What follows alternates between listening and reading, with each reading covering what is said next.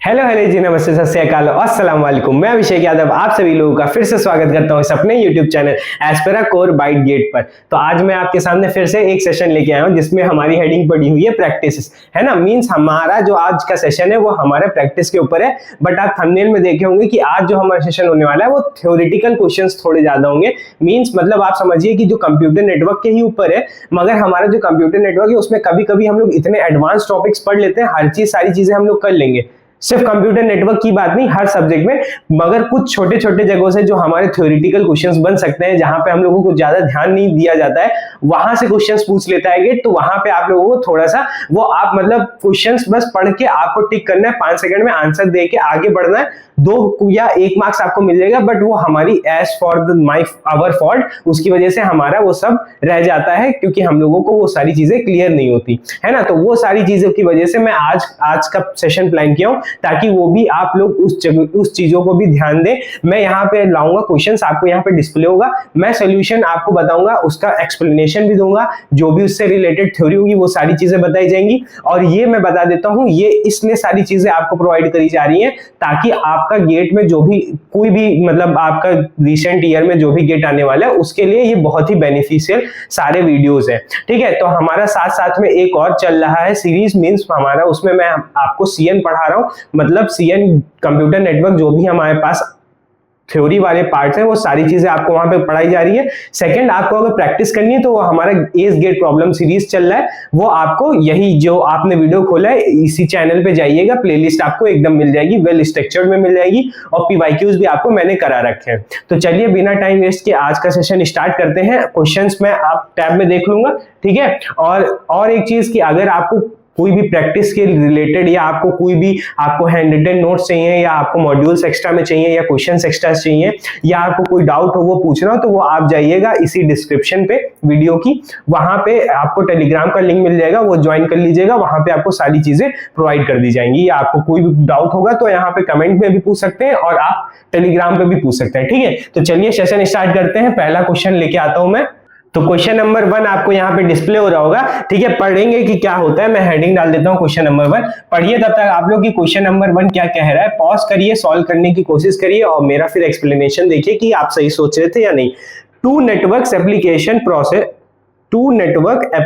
Process doing communication by exchanging a frame, B datagram, C segment, D message. अब देखिए बहुत लोगों को तो क्वेश्चन समझ में नहीं आया होगा कि कह क्या रहा है। तो पहले आप ये समझिए, हमारे पास बहुत मतलब जो ओएसआई लेयर्स आप लोग पढ़ते हैं, है ना, उसमें हम लोगों को पढ़ते हैं कि जो मेजरली हमारे पास 7 लेयर्स होती हैं, बट जो हमारे मेन हम लोग काम लेते हैं वो हमारे पास 5 लेयर होती है, जिसमें application layer, transport layer, network layer, ठीक है, फिर डेटा लिंक लेयर, एंड हमारा फिर फिजिकल लेयर आता है ना। ये 5 लेयर्स हैं, बीच में हमारा सेशन और प्रिपरेशन आता है, वो ठीक है, वो अभी एज यूजुअल हम अभी एप्लीकेशन लेयर पे मान ले रहे हैं।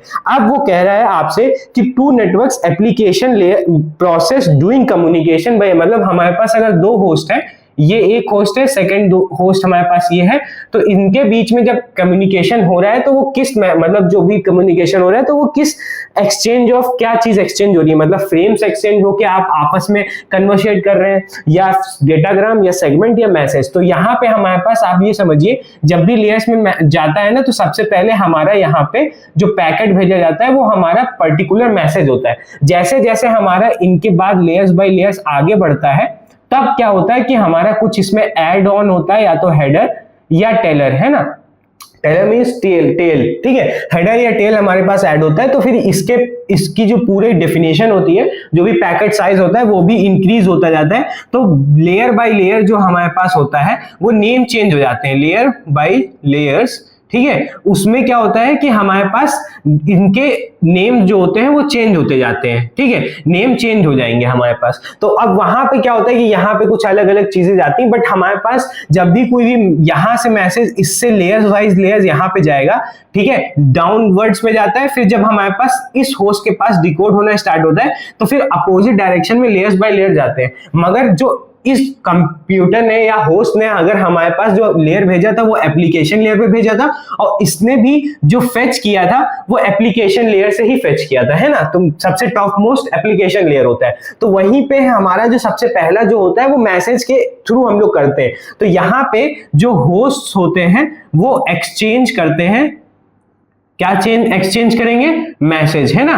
तो मैसेज एक्सचेंज करेंगे, तो वो उस हिसाब से हमारा जो ऑप्शन नंबर डी दे रखा है वो आपका सही हो जाएगा, ठीक है। फ्रेम, डेटाग्राम और सेगमेंट ये अलग अलग हमारे पास लेयर्स वाइज चेंज होते चले जाते हैं, जैसे जैसे कोई भी चीज उसमें ऐड ऑन होती है तो हम लोग कन्वेंशन के नाम उसके नेम कन्वेंशन में अलग अलग बोलने लगते हैं, ठीक है, नोट करो। Now we are moving to the question number 2, है ना। क्वेश्चन नंबर 2 आपको यहाँ पे डिस्प्ले हो रहा होगा, पढ़ लेते हैं क्या कह रहा है। एज्यूम दैट, हाँ एक चीज ये भी है कि जो आप आज का सेशन में भी छोटा हो सकता है, बट आप ये समझिएगा कि आप कैसे कैसे, मैं देखिए क्वेश्चंस किस तरीके से लाऊं, किस एज से लेके आ रहा हूं, वैसे ही आप भी हर क्वेश्चन में पर्टिकुलरली कितना क्वेश्चन नहीं, चैप्टर्स में कितना आप लोग कहां से भी क्वेश्चंस पॉसिबिलिटी है बनने की वो फाइंड आउट करने की कोशिश करिएगा, ताकि आपको, क्योंकि मैं हर एक चीज हर थ्योरी पार्ट में अपने लेक्चर्स में बताता हूं, आप ढंग से सुनेंगे तो ये सारे क्वेश्चंस आपको बनाने में इजी बढ़ेंगे, है ना। तो चलिए फिर क्वेश्चन पढ़ते हैं अब। Assume that source S and destination D are connected through one router labeled R, ठीक। Determine how many times each packet has to visit transport layer during transmission of S to D। अब देखो यहाँ पे भी आप अगर पूरा process जानते होंगे कि कैसे कैसे हमारे पास पैकेट किस लेयर वाइज जाते हैं और कहां पे हमारे पास राउटर और डेस्टिनेशन सोर्स होस्ट पे कैसे बिहेव करता है, तो फिर आप लोग कर लेंगे। तो पहला एक कह रहा है कि आपके पास एक होस्ट है, ठीक है, एक S, ये कनेक्शन दे रखा हुआ है हमारे पास एक राउटर R से कह रखे हैं उन्होंने, और फिर एक हमारे पास सेकेंड होस्ट दे रखा है वो हमारा शायद D है, सोर्स और डेस्टिनेशन है, यही है, देख ले। तो assume S source and destination through one router R, determine how many, अब पूछ रहा है कितने टाइम्स हमारा ट्रांसपोर्ट लेयर जो है वो कितनी बार विजिट हो रहा है, ये चीज पूछिए। बहुत लोग इसका फॉर्मूला भी याद कर लेते हैं, मैं वो भी आपको बता दूंगा, और मगर आपका जो बेसिक इसका एक्सप्लेनेशन है वो समझिए। सबसे पहले आप लोग जानते हैं एप्लीकेशन लेयर, है ना, फिर हमारे पास ट्रांसपोर्ट लेयर, फिर नेटवर्क लेयर, फिर data link layer, and then हमारे पास प्रेजेंटेशन लेयर, है ना, फिजिकल लेयर, सॉरी वो सब ऊपर आते हैं, यहाँ पे एप्लीकेशन के बाद यहाँ पे होता है फिजिकल लेयर, ठीक है। अब आते हैं जब हमारे पास यहाँ पे होता है तो पहला हमारे पास मैसेज एप्लीकेशन लेयर पे जाता है, फिर हमारा यहां से ट्रांसपोर्ट लेयर पे, फिर हमारा नेटवर्क लेयर पे, है ना। यहाँ पे चीजें ऐड होती रहती हैं, हेडर ऐड होते रहते हैं, ठीक है, इसमें हेडर ऐड्स होते रहेंगे, वो आप देख लीजिएगा, वो आप लोगों को पता होना चाहिए। फिर हमारे पास डेटा लिंक लेयर पे जाता है, एंड देन हमारा जो फिजिकल लेयर होता है वो हमारा यहां से इसको आगे के नोड जो भी होता है, जैसे यहाँ पे हमारे पास ये है राउटर का है, तो फिर ये फिजिकल लेयर के थ्रू यहाँ पे ट्रांसफर किया जाएगा, है ना। तो फिजिकल लेयर पे यहाँ पे आ गया। अब ये फिजिकल लेयर से ऊपर जाएगा, क्योंकि राउटर अब चीजें हटाना स्टार्ट करेगा, जो चीजें यहाँ पे ऐड हुई है वो यहाँ पे हटाएगा, ताकि वो पता कर पाए, जैसे राउटर जो होता है वो नेटवर्क लेयर पे काम करता है, तो वो नेटवर्क लेयर पे सारी चीजें जो भी उसको फाइंड आउट करनी होती है, कहाँ पे आगे भेजना है, कौन से नोड पे भेजना है, तो इसलिए वो डिकोड करना स्टार्ट करता है। तो ये डेटा लिंक लेयर देन, और फिर यहां से नेटवर्क लेयर, है ना। अब क्या होता है, इस नेटवर्क लेयर से देन हमारे पास जब सारी चीजें ऑपरेशंस हो जाते हैं, जब राउटर समझ जाता है कहां पे भेजना है, तो फिर ये हमारे पास फिर से वापस डेटा लिंक लेयर पे भेजता है, फिर फिजिकल लेयर पे भेजता है ना। हमारे पास ये जाके विजिट होके यहां से फिर से आ जाता है, एंड देन फिर हमारे पास ये फिजिकल लेयर, अब इसको पता चल चुका है इस राउटर को कि किस आगे नोड पे भेजना है, तो वो उसी हिसाब से आगे यहाँ पे डेस्टिनेशन के फिजिकल लेयर पे पहुंच जाएगा। अब यहां से क्या होगा, डिकोड करना ये स्टार्ट करेगा, फिर इससे पहले डेटा लिंक लेयर आएगा, एंड देन हमारे पास नेटवर्क लेयर आएगा, ठीक है, और फिर इसके ऊपर हमारे पास ट्रांसपोर्ट लेयर आएगा, एंड देन हमारे पास एप्लीकेशन लेयर, और फिर यहां से जो मैसेज होगा वो इसको ऑप्ट हो जाएगा, ठीक है। तो अगर बेसिकली अगर देखेंगे तो कोई भी प्रोसेस हो तो उसमें यहाँ पे अगर आप देखें तो इस प्रोसेस में हमारा जो ट्रांसपोर्ट लेयर है एक बार यहाँ विजिट हुआ और एक बार यहाँ पे हुआ, मतलब ये 1 एंड ये 2। तो आपका जो आंसर होना चाहिए इस बेसिस पे, तो वो हमारा आंसर 2 होगा, है ना। तो आप यहाँ पे आंसर 2 फिल कर देंगे। मगर अगर आपको एक फॉर्मूला चाहिए तो वो भी मैं बता देता हूँ। Number of times visit by number of times packet visit any layers, वो कैसे दिया जाता है वो मैं आपको बताता हूं, ठीक है। अब अगर आप समझिए कि अगर जो n है वो हमारा क्या होता है, होप्स मान लो, ठीक है, हॉप्स, या आपको अगर ये नहीं समझ में आता है तो आप ये कहो कि नंबर ऑफ जो भी तुम्हारे पास यहाँ पे नंबर ऑफ जो राउटर्स होते हैं वो आप मान सकते हैं, ठीक है, राउटर्स, ठीक। तो अब अगर तुम्हारे पास पूछता है एप्लीकेशन लेयर को या तुम्हें पूछता है ट्रांसपोर्ट लेयर को, तो ये हमेशा 2 टाइम्स विजिट होते हैं, ठीक है। अब अगर आपसे ये कहता है कि नेटवर्क लेयर हमारे पास जो है उसको कितनी बार विजिट करता है, तो वो होता है तुम्हारा n+2 टाइम्स, ठीक है, समझ गए, ये हो गया। अब अगर आगे पूछता है तुम्हें डेटा लिंक लेयर एंड तुम्हें पूछता है फिजिकल लेयर, ये कितने टाइम विजिट हुआ है, तो वो आप कहते हो 2n+2 टाइम्स, ठीक है। तो ये हो गया आपका पूरा ओवरऑल, आपके क्या है, इसको याद कर लोगे तो यहां से आप डायरेक्टली, आपको इतना सोचना नहीं पड़ेगा, डायरेक्टली आप यहाँ पे चीजें बता पाएंगे, ठीक है। अब जैसे यहाँ पे 1 था, तो अब तो वैसे उसने ट्रांसपोर्ट लेयर के लिए पूछा था तो 2 डायरेक्टली आंसर फिल कर सकते थे ना, तो अगर नेटवर्क लेयर पूछता है तो n में यहाँ पे कितना एक ही हॉप है ना यहाँ पे, तो हमारा क्या आएगा यहाँ पे कि n1 हो जाएगा, तो फिर n+1 2 टाइम्स, मतलब 2+1 3 टाइम्स। अब देखोगे तो अगर वेरीफाई करना है तो एक बार यहाँ पे आया, एक बार यहाँ विजिट हुआ और एक दिन यहाँ पे हमारा विजिट हुआ है ना, तो हमारा 3 टाइम्स यहाँ पे विजिट हो पाया।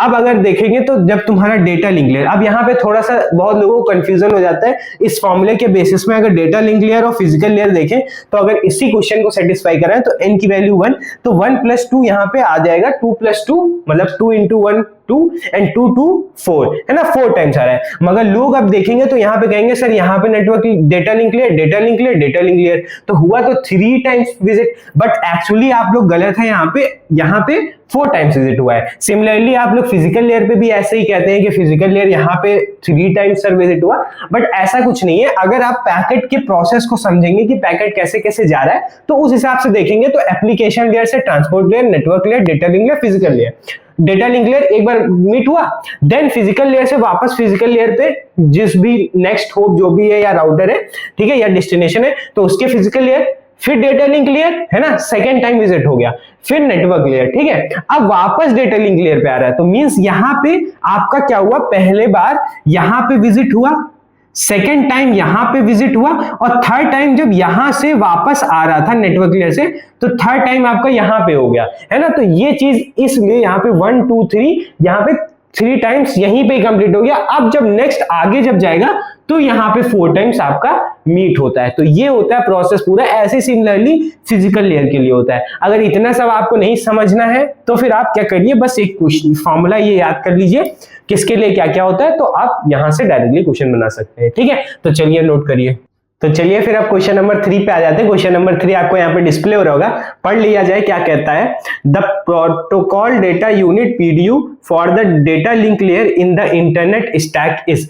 अब देखिए यहाँ पे PDU की बात किया हुआ है, तो जैसे PDU आप प्रोटोकॉल डेटा यूनिट, आप लोग को पता होना चाहिए कि प्रोटोकॉल डेटा यूनिट जो होता है वो हमारे पास क्या होता है कि जितने भी लेयर्स होते हैं उनके अलग अलग PDUs होते हैं, मींस उसके हिसाब से हमारा पैकेट उसी प्रोटोकॉल को फॉलो करते हुए आगे जाता है, तो उसको बेसिकली उसी पैकेट को हम लोग PDU कह देते हैं, अगर आपको जनरलाइज वे में बोलना है, ठीक है।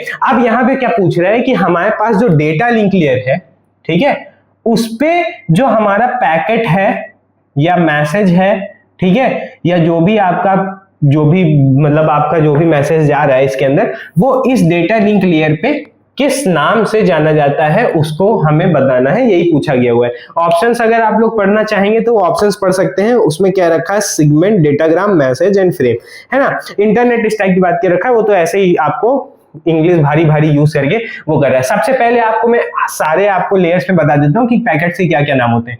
तो हमारे पास एप्लीकेशन लेयर पे जो तुम्हारा सबसे पहले होता है वो तो मैसेज ही होता है, ठीक है, उसके लिए आपको कोई टेंशन नहीं लेना है, वो मैसेज जो आप भेजते हैं वही आता है। फिर अब इसके बाद जब तुम्हारा ट्रांसपोर्ट लेयर पे जाता है, ठीक है, इसका जो हमारा ट्रांसपोर्ट लेयर का हेडर ऐड होता है, तो उसके बाद हम लोग इसको क्या कहने लगते हैं, सेगमेंट, है ना। मगर अगर ये तुम्हारा TCP यूज करता है तब, मतलब TCP प्रोटोकॉल के अंदर आएंगे तब ये होता है ना। तो अगर UDP भी यूज होता है तो उसके लिए हमारे पास यहाँ तो मैसेज रहता है, मगर ये तुम्हारा डेटाग्राम की तरह ट्रीट होने लगता है ना, ये तुम्हारा डेटाग्राम हो जाता है। फिर यहाँ पे नेटवर्क लेयर में आता है तो यहाँ पे इसको डेटाग्राम कहते हैं, किसमें, इस टीसीपी के अंदर, ठीक है।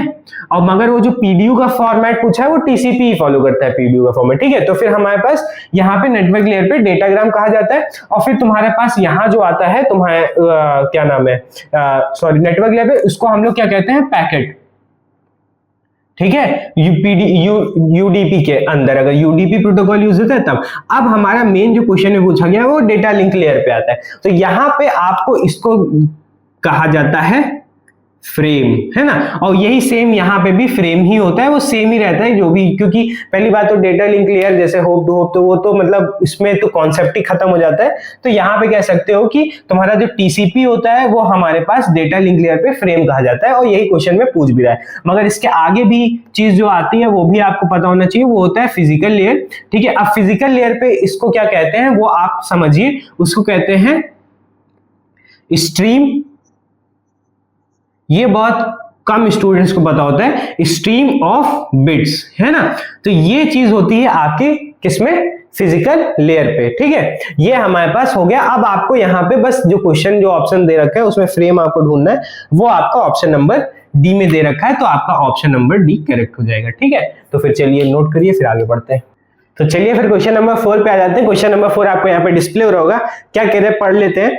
Which of the following is not client server application. आप देखिए यहाँ पे पहला bit tolerant, email, web browsing और इंटरनेट चैट। अब पूछा है क्लाइंट सर्वर जो एप्लीकेशन है वो आपका कौन सा नहीं है। तो सबसे पहले आपको ये चीज पता होनी चाहिए कि आपका जो क्लाइंट सर्वर एप्लीकेशन होता है वो होता क्या है ना।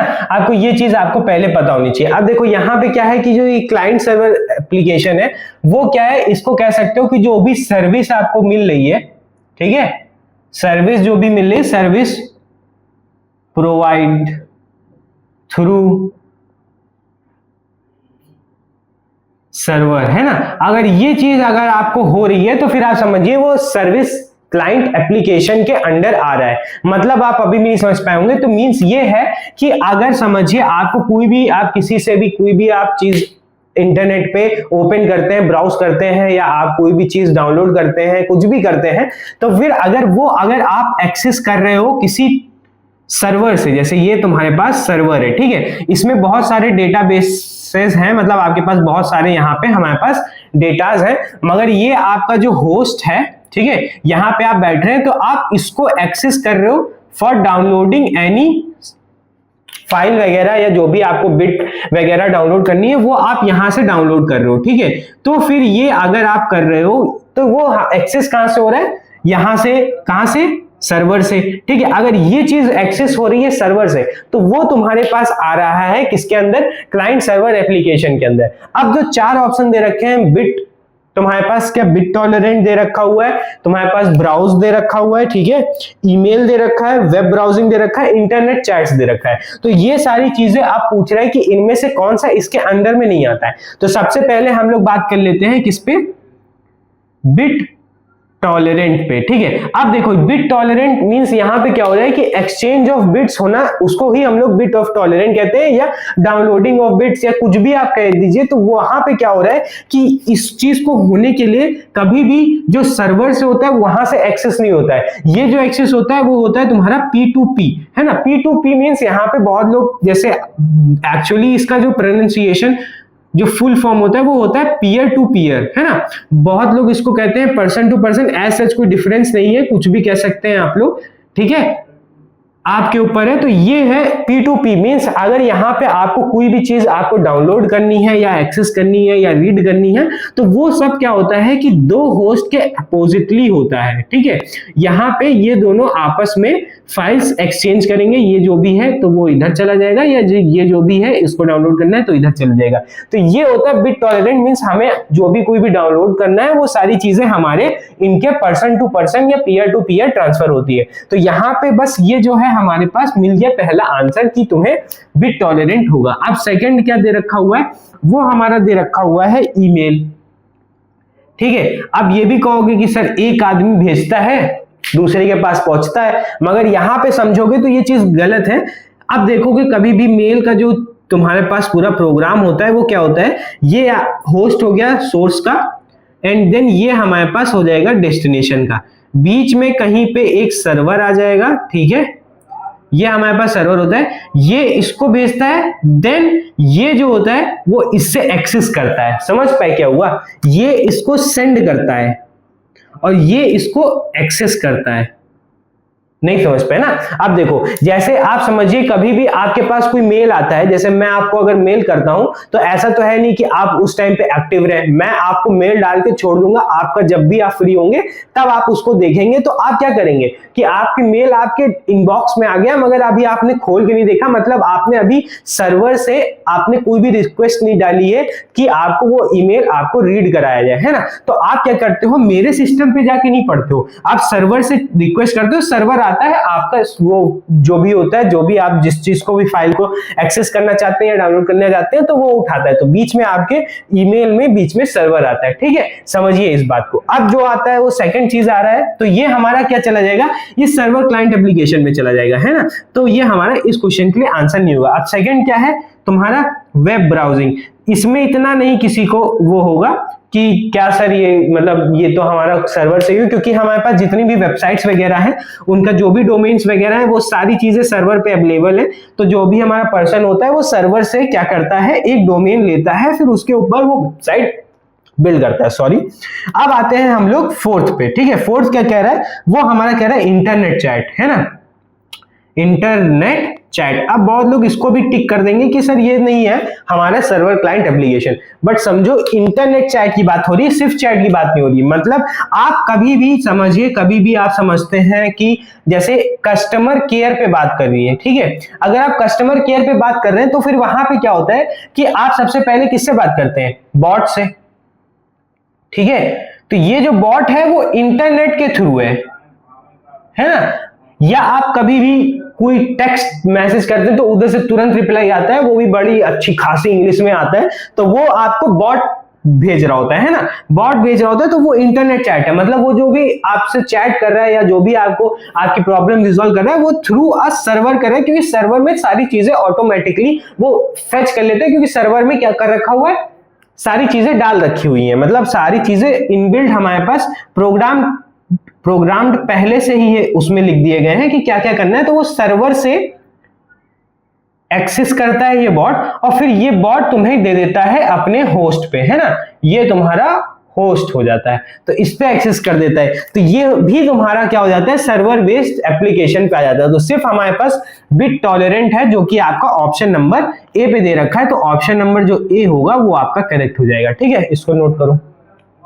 तो चलिए फिर क्वेश्चन नंबर 5 पे आ जाते हैं। क्वेश्चन नंबर 5 आपको यहाँ पे डिस्प्ले हो रहा होगा, देखिए ये आ गया आपका मैच द फॉलोइंग। मगर क्वेश्चन अगर आप देखेंगे तो आपको लिस्ट 1 दे रखी, सेगमेंट फ्रेम डेटाग्राम मैसेज, और सेकंड में आपको एप्लीकेशन ले ट्रांसपोर्ट। ये क्वेश्चन वैसा ही है, बस फ्रेमिंग ऑफ क्वेश्चंस आपको अलग तरीके से दिखा गया है। आपको अभी क्वेश्चन में पहले भी आपने देखा होगा कि हमने बताया था कि जो तुम्हारा एप्लीकेशन लेयर होता है, ठीक है, वहां पे हमारे पास मैसेज होता है, ठीक है, फिर तुम्हारे ट्रांसपोर्ट लेयर पे हमारे पास क्या हो जाता है, सेगमेंट, ठीक है, और फिर हमारे पास नेटवर्क लेयर आता है, उस पे हमारे पास हो जाता है डेटाग्राम, ठीक है, डेटाग्राम, और फिर हमारे पास डेटा लिंक लेयर आ जाता है, यहां पे हमारे पास क्या हो जाता है, इसी को फ्रेम कहते हैं, और फिर हमारे पास जो तुम्हारा फिजिकल लेयर आता है, वहां पे हम लोग इसको क्या कहते हैं, बिट, सीक्वेंस ऑफ बिट, है ना, सीक्वेंस ऑफ बिट। अब ये है एबीसी के बेसिस पे आप लोग मैच कर लीजिए, जिसमें भी जो भी दे रखा हुआ है वो आप लोग मैच कर सकते हैं आराम से। तो पहला जो पी है जो कि सेगमेंट दे रखा है, ठीक है, तो हमारे पास पता है वो ट्रांसपोर्ट लेयर पे होता है, तो ट्रांसपोर्ट लेयर किस में दे रखा है, सेकंड में दे रखा है, तो हम लोग पी को सेकंड से मैच कर देते हैं, ठीक है। फिर तुम्हारे पास क्यू है, क्यू का क्या दे रखा है, फ्रेम, तो ये फ्रेम हमारा डेटा लिंक लेयर, और डेटा लिंक लेयर आपको दे रखा है फोर्थ में, ठीक है। फिर आपका पी क्यू आर है ना, आर आपको दे रखा है datagram, you as know that it is present on network layer, तो नेटवर्क लेयर थर्ड दे रखा है, तो आप थर्ड को मार्क कर दीजिए। P Q R S, S में आपको क्या दे रखा हुआ है, एस आप देखेंगे मैसेज दे रखा है, मैसेज आपको पता है एज यूजुअल एप्लीकेशन लेयर, और एप्लीकेशन लेयर फर्स्ट पे दे रखा है, तो आपको यही मिल गया, आप इसी को मैच कर लीजिए किससे दे रखा हुआ है। P2 Q4 R3 and S तुम्हारा पास दे रखा हुआ है 1, है ना। तो आपका ऑप्शन नंबर जो C दे रखा है यहाँ पे सही हो जाएगा, ठीक है। बहुत ही स्लो एनर्जी के साथ, क्योंकि क्वेश्चन आपको बहुत पहले ही ये बता दिया गया था, तो फिर आप सॉल्व कर लिए होंगे। चलिए, now we are moving to the question number 6 and the question number 6 will be displayed over here। क्या कह रहा है, router is a layered network device है। आओ, अच्छा यहाँ पे थोड़ा सा मिसप्रिंट हो गया, आपको यहाँ पे राउटर इज आ के बाद डैश होगा, फिर लेयर्ड नेटवर्क डिवाइस पूछ रहा है, ठीक है। तो फिर यहाँ पे आपको ऑप्शन में क्या दे रखा है, application, transport, network, data link. अब पूछ रहा है कि इनमें से इस ब्लैंक में क्या भरा जाएगा। क्वेश्चन आप लोग समझिए, ये ऐसा लिखा हुआ है, ठीक है।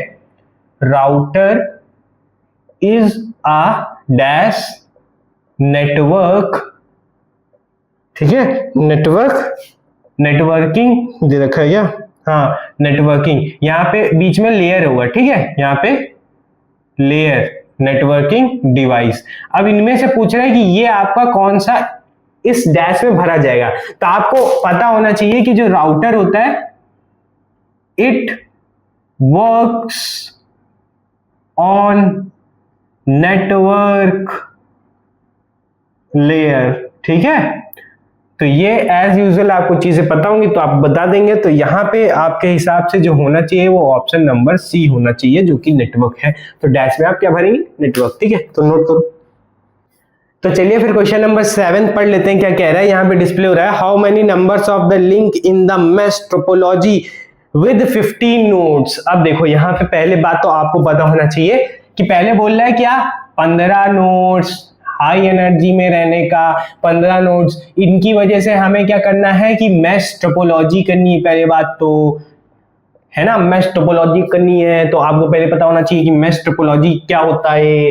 अब देखो, जैसे यहाँ पे आप ये समझो कि मैश टोपोलॉजी जो है उसमें आपका जो नोड्स है, सब्जी जो नोड्स है, ठीक है, वहां पे आपको क्या करना पड़ेगा कि ये जो नोड्स होते हैं, जितने भी पर्टिकुलरली नोड्स हैं, कोई भी नोड्स हैं, तो इसमें आप जब इंटरनेट कनेक्ट करते हैं, कनेक्शन बनाते हैं, तो ये नोड, ये नोड, ये नोड, ये नोड, ठीक है, तो वो सारे नोड्स आपस में एक दूसरे से कनेक्टेड होने चाहिए। तो उसको कहते हैं मैश टोपोलॉजी। अभी भी नहीं समझ में आता, आप ये समझिए कि जो भी मैश होता है, ठीक है, टोपोलॉजी होता है साहब जी, उसमें क्या करना होता है, जितना भी तुम्हारे पास नोड होता है, एवरी नोड, ठीक है, should be connected to each other. समझ पाए, मतलब हर एक नोड दूसरे नोड से कनेक्ट होना चाहिए। अब इस सेंटेंस से आपको, अगर आपने डिस्क्रीट मैथमेटिक्स पढ़ रखा है, डिस्क्रीट मैथ पढ़ रखा है साहब जी, तो आप क्या कर पाएंगे, जान पाएंगे कि यहां पे जो कंप्लीट ग्राफ बनता है, जिसको हम लोग के से डिनोट करते हैं, इस के से क्या कहते हैं, इसको क्या कहते हैं, कंप्लीट ग्राफ, ठीक है, ग्राफ। कंप्लीट ग्राफ में नंबर ऑफ, अगर एजेस निकालने होते थे, एजेस, नंबर ऑफ एजेस निकालने होते थे, तो वहां पे आप फॉर्मूला जानते थे। कंप्लीट ग्राफ कैसे होता था, जितने भी नोड हो, जैसे अगर 5 नोड्स हैं, तो फिर हमारे पास कुछ ऐसा सा फिगर बनता था बेटा। क्यों बेटा जी, ऐसा सा गंदा बन गया, थोड़ा साफ बना देते हैं। साहब जी देखिए, नजर यहाँ पे, ठीक है, 1 2 3 4 5, ये आपके पास नोट्स हो गए। तो हमने पहले एक पेंटागन बना दिया, फिर हमने ये कर दिया, और फिर हमने ये कर दिया। तो ये आप क्या कहते हैं कि कंप्लीट ग्राफ ऑफ 5 एजेस, है ना। और इसका नंबर ऑफ एजेस फाइंड करते थे कैसे, n -1 इंटू n अपॉन 2। और यहां पे n क्या होता था, n are the number of vertices, ये जो तुम्हारे वर्टाइसेस है मतलब, और यहां पे ये तुम्हारा डिस्क्रीट मैथ के अंदर होता था। वही चीज जब तुम मैश टोपोलॉजी में जाते हो, सेम कॉन्सेप्ट यूज होता है मैथ के अंदर, जो भी हमारा कंप्लीट ग्राफ बनता है। तो इसमें भी जितने नंबर ऑफ नोड्स है, उसमें ये फॉर्मूला लगा दो। ये फॉर्मूला अगर लगा दोगे तो फिर आपका आंसर आ जाएगा। बहुत लोगों को ये पता नहीं होता कि ये फॉर्मूला सर इस वाले क्वेश्चन में क्यों लगाते हैं, तो इसलिए मैं बता दिया, डिस्क्रीट मैथमेटिक्स का जो कंप्लीट ग्राफ का तुम्हारे पास कॉन्सेप्ट होता है वही यूज होता है हमारा मेश टोपोलॉजी में। तो यहाँ पे हमारा सिंपल सा एक डायरेक्टली फॉर्मूला आपको यूज करना है, n into n minus one upon 2, ठीक है। यहाँ पे n जो रिफर होगा वो यहाँ पे हो जाएगा नोड, ठीक है, ये नोड है। तो for this question n will be 15, then 15 minus 1 and then divided by 2, we will get 15 into 40, then we will get 15 into 7, 7 5 जा 35 and then it will be 105, 15 7 जा 105, you know कि नहीं? नो, ठीक है। तो चलिए सावड़ी जी आपका जो आंसर आ गया है वो 105 दे रखा है, ऑप्शन दे रखा है क्या? ऑप्शन नहीं दे रखा है, तो आप भरेंगे क्या? 105 भरेंगे, ठीक है, ठीक है, नोट करो नोट करो नोट करो। चलो बेटा 8वें क्वेश्चन पे आ जाते हैं। यहाँ पे आपको डिस्प्ले हो रहा होगा, पढ़ लेते हैं। How many maximum number of host can be connected with the 3/6 port Ethernet switch, assume no any separate uplink. अच्छा ठीक है ठीक है, सेपरेट अपलिंक नहीं दे रखा है, अलग से ब्रैकेट में दे रखा है, समझ जाना उसका एक महत्व है, ठीक है। तो क्या कह रहा है पहले ये देख लेते हैं। वो कह रहा है आपके पास 3, ठीक है, ईथरनेट स्विच है जिसके अंदर 6 पोर्ट्स है, ठीक है। फिर आप कितने maximum number of host connect कर सकते हैं, उससे यही बोल रहा है। बहुत ही सिंपल सा, बहुत ही एकदम बेसिक सा एप्लीकेशन लेयर का कॉन्सेप्ट के क्वेश्चन में फ्रेम किया गया। आपको दे क्या रखा है वो आपको जानना पड़ेगा। क्या दे रखा है?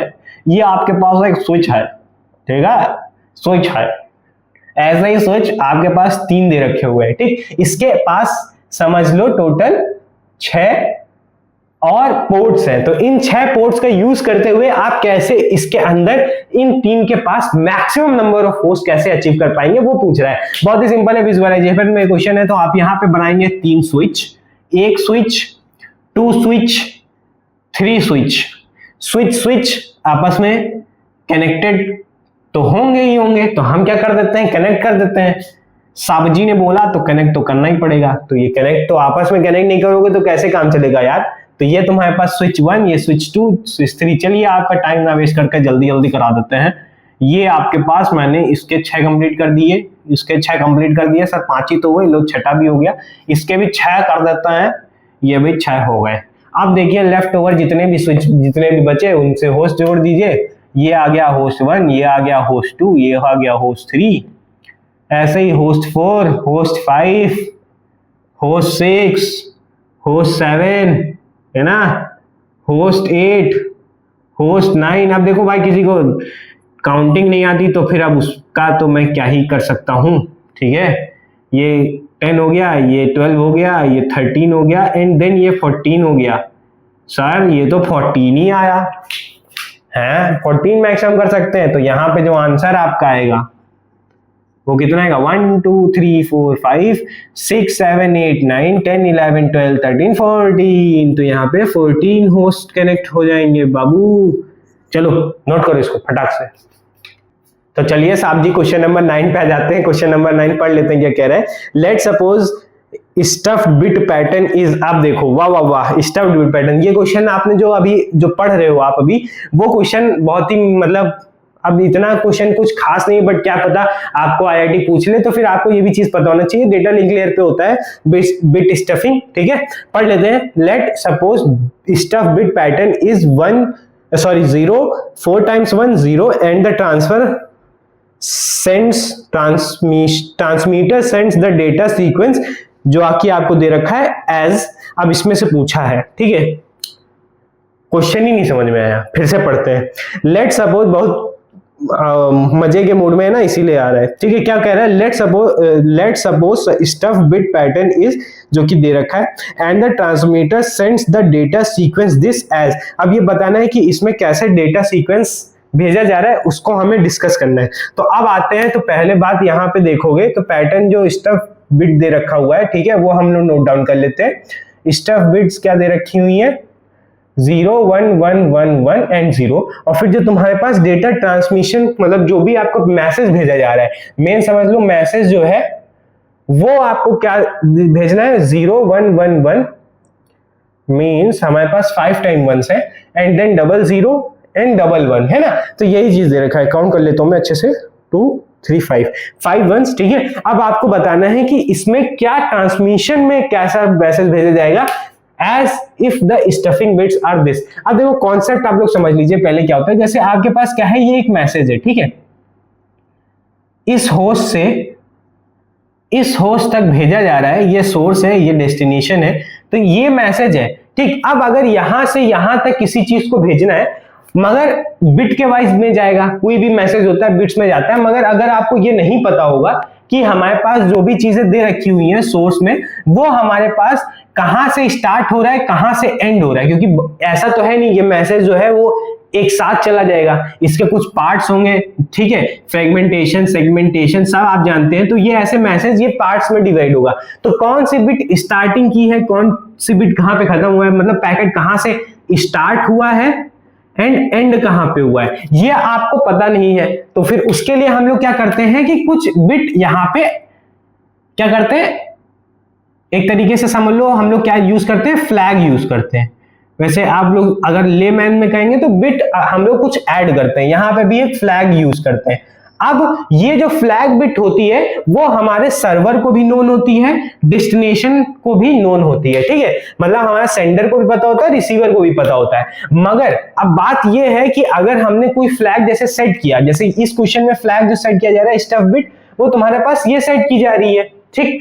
मगर अब देखोगे तो जो इसके इस स्टफ बिट के हिसाब से जो फ्लैग बनेगा वो हमारा कुछ अभी बताऊंगा कैसे क्या बनेगा, मगर वो चीज तुम्हारे पास ये है कि यहाँ पे जो अटैच होगा वो तुम्हारा अटैच होगा 0111110, ठीक, मतलब वो अटैच यहाँ पे होगा और वो ही अटैच यहाँ पे भी होगा। अब जब भी ये मैसेज पूरा जो भी बन के जाएगा, जिसके इस मैसेज के आगे मींस ये मैसेज है, ठीक है, इसके आगे 0111110 और इसके पीछे भी 0111110 बना होगा। अब जो भी ये रिसीवर है वो पहले इसको फाइंड करेगा, इग्नोर कर देगा, फिर इसको आगे ट्रेल करते हुए यहां तक जाएगा, इसको जैसे ये मिलेगा तो इसको कट कर देगा, बचा हुआ जितना पोर्शन होगा उसको एज अ मैसेज ट्रीट करके वो अपने पास रख लेगा, ठीक है, समझ पाए। मतलब ये हेल्प करते हैं, आगे और पीछे के फ्लैग हेल्प करते हैं कि कहां से मेरा इस पैकेट का मैसेज स्टार्ट हुआ है और कहां पे एंड हुआ है, ठीक है। ये चीज हो गई आपको कि मतलब ये फ्लैग जोड़ने की जरूरत क्यों पड़ी। अब जब हम लोग ऐसे जब फ्लैग जोड़ रहे थे तो इसमें एक प्रॉब्लम आ गई।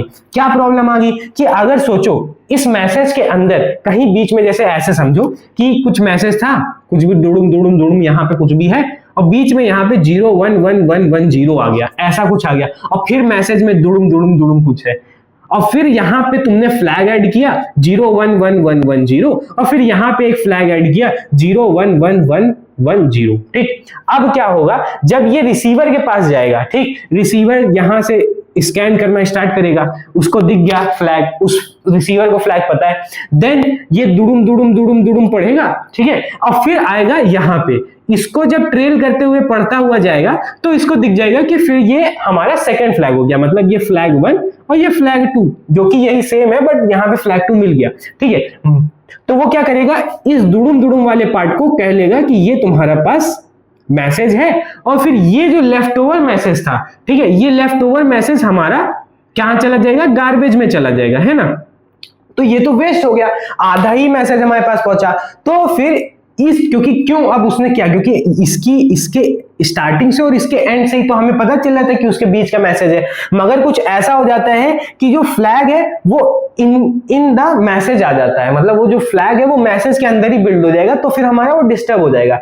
तो इसको ओवरकम करने के लिए हमने क्या कर दिया, एक स्टफ बिट का एक डेटा लिंक लेयर पे, ये सारी चीजें तुम्हारा कहां पे हो रही है, डेटा लिंक लेयर पे हो रही है ना, डेटा लिंक लेयर पे। तो ये डेटा लिंक लेयर पे जो हो रही है वहां पे हमें क्या करना पड़ेगा कि अब इसको क्या होगा कि इस मैसेज के अंदर हम लोग कहीं पे भी ये चीज नहीं बनने देंगे, मतलब हमारे पास कहीं पे भी अगर 4 टाइम्स 1 और 0 आ रहा है तो वहां पे हम लोग ब्रेक करके इसके अंदर कोई बिट स्टफ कर देंगे, बेसिकली हम लोग 0 स्टफ करते हैं उसके अंदर, ठीक है, ताकि वो ये पैटर्न ना बन पाए जो कि फ्लैग का है। समझ गए कॉन्सेप्ट, आप समझ गए होंगे कि कैसे ये कॉन्सेप्ट मतलब बिल्ड हुआ है जिसके अंदर ये क्वेश्चन पूछा गया है।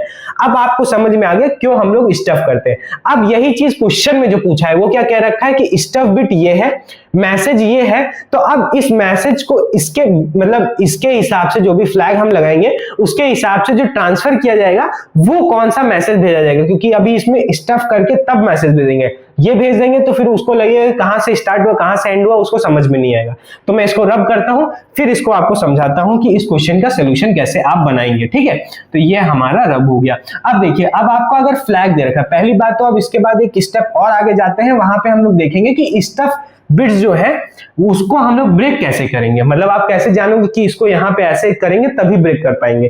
तो अगर देखो हमारे पास 0 1 1 1 1 0 है, ये स्टफ बिट है। ठीक है, अब अगर ये पैटर्न हमें ब्रेक करना है तो हम लोग क्या करेंगे कि इस पैटर्न को ब्रेक करने के लिए हम अगर चाहें तो इसको कभी भी एग्जैक्टली क्या कर दें कि कभी भी क्या है, यहां पे ऐसे देखो स्टफ बिट जो है वो क्या है कि कॉन्टिन्यूअसली 4 1s है ना, यहां पे देखो 0 1 1 1 1 है ना।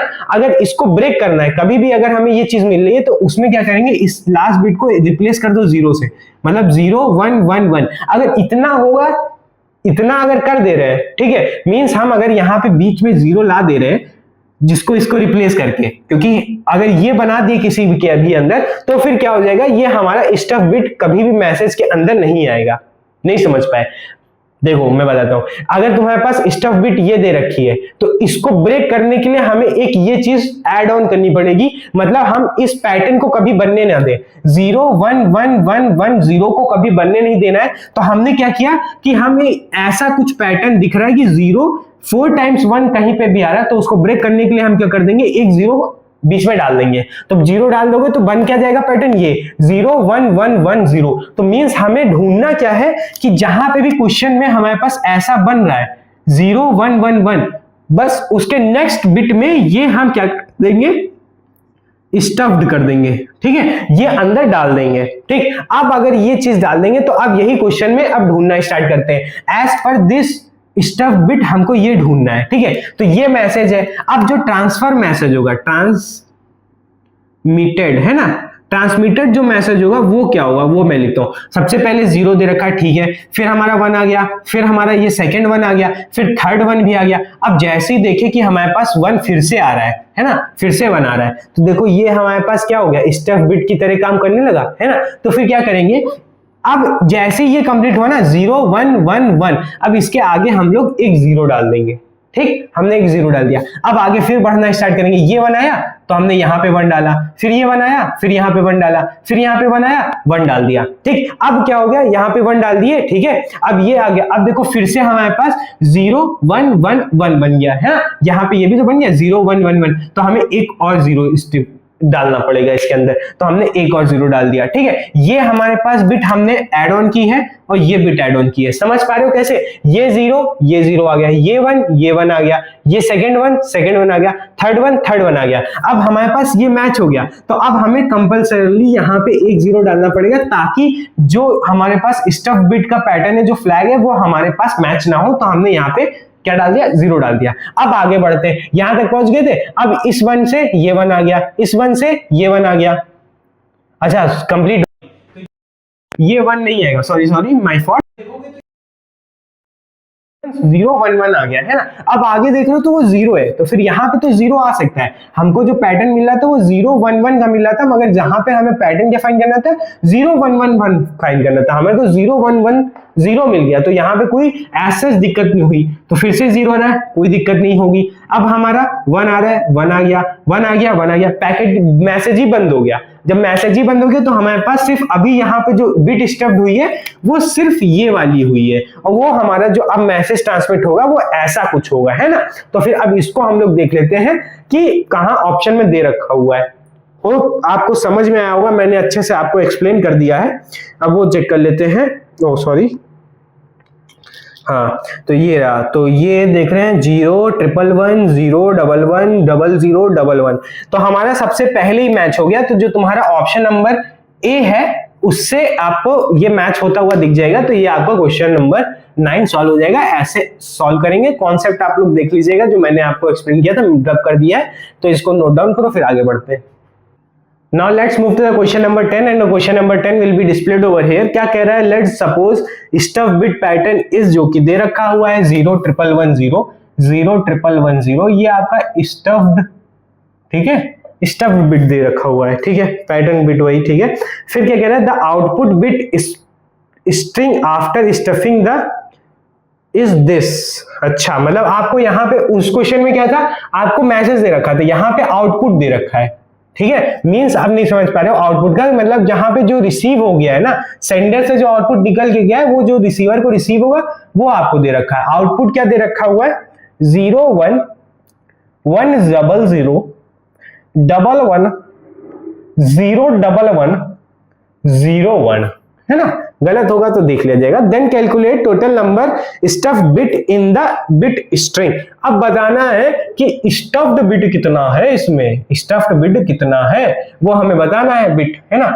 अब यहां पे देखो, अब यहां पे उल्टा सोचना है, मतलब आपको आउटपुट दे रखा है, उसमें से जानना है कितने बार हमने 0 ऐड ऑन किया है, कि ताकि मैसेज के अंदर ना फ्लैग आ जाए, है ना, उस वो चीज है, अब वो हमें बताना है। तो अब देखो, सबसे पहले स्टफ्ड बिट से हमें ये तो पता चले पैटर्न कौन सा ढूंढना है। तो जैसा कि आपको यहाँ पे दे रखा हुआ है, मार्कर तो गिना बनता ही नहीं है, ठीक है। तो यहाँ पे 0 1 1 1 0 दे रखा है। अब अगर ये पैटर्न ब्रेक करना है तो हमें ये पता है कि कभी भी अगर ये 0 1 1 मिल गया तो वो पैटर्न बन जाएगा, तभी तो ये 0 स्टफ्ड किया गया है।